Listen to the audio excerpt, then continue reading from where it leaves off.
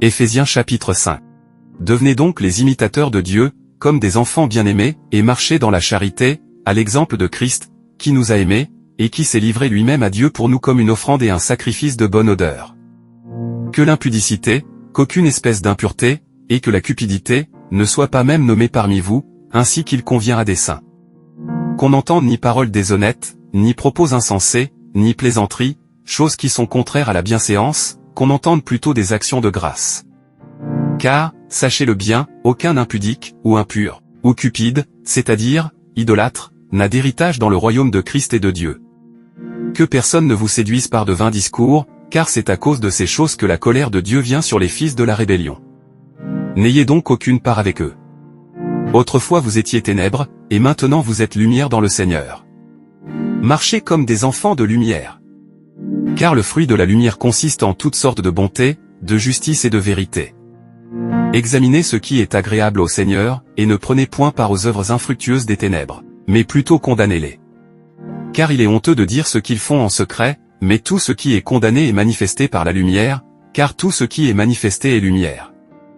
C'est pour cela qu'il est dit, réveille-toi, toi qui dors, relève-toi d'entre les morts, et Christ t'éclairera. Prenez donc garde de vous conduire avec circonspection, non comme des insensés, mais comme des sages, rachetez le temps, car les jours sont mauvais. C'est pourquoi ne soyez pas inconsidérés, mais comprenez quelle est la volonté du Seigneur. Ne vous enivrez pas de vin, c'est de la débauche. Soyez, au contraire, remplis de l'esprit, entretenez-vous par des psaumes, par des hymnes, et par des cantiques spirituels, chantant et célébrant de tout votre cœur les louanges du Seigneur, rendez continuellement grâce pour toutes choses à Dieu le Père, au nom de notre Seigneur Jésus-Christ, vous soumettant les uns aux autres dans la crainte de Christ. Femmes, soyez soumises à vos maris, comme au Seigneur, car le mari est le chef de la femme, comme Christ est le chef de l'Église, qui est son corps, et dont il est le Sauveur. Or, de même que l'Église est soumise à Christ, les femmes aussi doivent l'être à leur mari en toutes choses.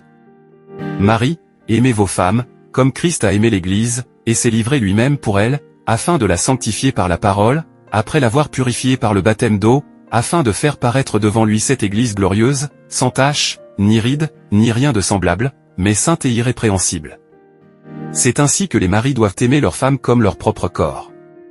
Celui qui aime sa femme s'aime lui-même. Car jamais personne n'a haï sa propre chair, mais il la nourrit et en prend soin, comme Christ le fait pour l'Église, parce que nous sommes membres de son corps. C'est pourquoi l'homme quittera son père et sa mère, et s'attachera à sa femme, et les deux deviendront une seule chair. Ce mystère est grand, je dis cela par rapport à Christ et à l'Église.